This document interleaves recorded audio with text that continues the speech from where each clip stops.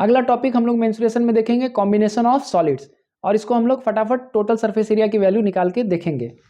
तो चलिए एक टॉय सपोज करते हैं जो अलग अलग शेप में हम लोग इमेजिन करके उसका टोटल सरफेस एरिया निकालेंगे। तो पहला हमारा शेप हो गया कि एक cylinder surmounted by a cone.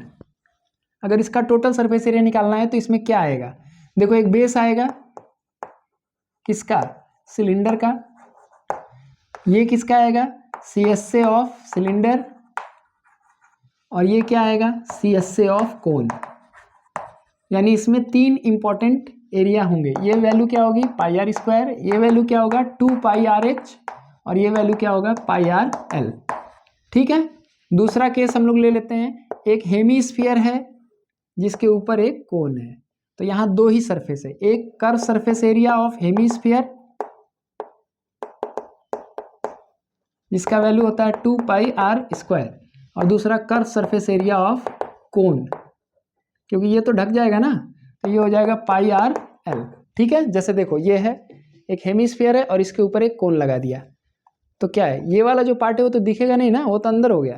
तो ओवरऑल क्या हो जाएगा, 2 ही सरफेस है, एक curve surface area of hemisphere, दूसरा curve surface area of cone जिसको हम लोग लेटरल सरफेस एरिया कहते हैं। तो ये वैल्यू हो जाएगी, इन दोनों को जोड़ देंगे तो फाइनल आंसर हमारा आ जाएगा pi r l plus 2 pi r square. ठीक है, इसी तरह से नेक्स्ट हम लोग देखते हैं, एक सिलेंडर है जिसके ऊपर एक हेमीस्फीयर है। ठीक है, सिलेंडर के ऊपर हेमीस्फीयर, तो इसमें कितने एरिया होंगे, एक बेस हो जाएगा, base of cylinder pi r square, curve surface area of cylinder क्या होता है भाई, मैंने बताया था आपको बेंगल से 2 पाई आर एच होता है, और ये क्या हो जाएगा, ये हो जाएगा CSA ऑफ हेमीस्फीयर,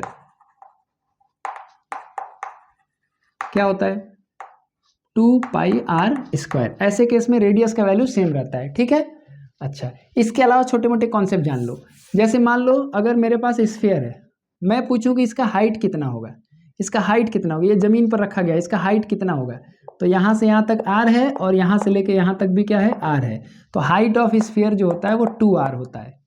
अगर मेरे पास हेमी स्फीयर है, ऐसे रखा गया है, इसका पूछा जाए कि कितना हाइट होगा, तो आपको मालूम है कि यहाँ से यहाँ तक रेडियस ही तो होगा, तो इसका हाइट जो होगा वो r होगा, जबकि स्फीयर का हाइट जो होता है वो 2r होता है। ठीक है, तो ऐसे क्वेश्चन पूछे गए एग्जाम में कि एक कोन है, एक स्फीयर है और एक हेमी स्फीयर है, तीनों का हाइट सेम है। तो हाइट सेम है तो क्या कॉन्सेप्ट हुआ, इसका ये मतलब हुआ कि इसका जो हाइट होगा वही इसका 2r होगा और वही इसका क्या होगा r होगा, ये ध्यान रहे। ठीक है, कभी कभी अलग अलग केस ऐसे बना दिया जाता है, तो इमेजिनेशन करोगे तभी तुम क्वेश्चन को सॉल्व कर पाओगे। तो ये कॉम्बिनेशन से रिलेटेड चीजें मैंने अभी दिखाया। जैसे मान लो एग्जाम में आ जाएगा a cylindrical cone surmounted, a cylindrical tent surmounted by a cone, तो कौन सा केस हो गया, ये वाला हो गया। A toy in the shape of hemisphere surmounted by a cone, ये वाला हो गया। A toy in the shape of cylinder surmounted by a hemisphere, ये वाला केस हो गया। ठीक है, टेंट जब कहेगा तो ध्यान रहे, टेंट जब भी लगाया जाता है तो जमीन पर टेंट वाला कपड़ा नहीं लगाया जाता, कारपेट लगाया जाता है। तो टेंट का कपड़ा जो कैनवस बोला जाता है वो जमीन पे नहीं लगाया जाता है, तो इसीलिए टेंट की जब बात करा जाएगा तो जमीन की बात नहीं होगी वहाँ पे। टॉय की बात करेंगे तो वहाँ पर जरूर ऐसा केस हो सकता है। मतलब क्वेश्चन पढ़ करके ही तुम फिगर बनाओ, फिगर बनाओगे तो फिर आराम से क्वेश्चन हो जाएगा, बहुत घबराना नहीं। मैंने इससे पहले आपको 2 मिनट में सारे फॉर्मूला लिखे, आप भी 1-2 बार लिख दोगे, एक्सपर्ट हो जाओगे, कोई दिक्कत नहीं है फॉर्मूला में। ठीक है ना, तो चलो अब डायरेक्ट हम लोग कॉम्बिनेशन ऑफ सॉलिड्स के क्वेश्चन हम लोग कर लेते हैं।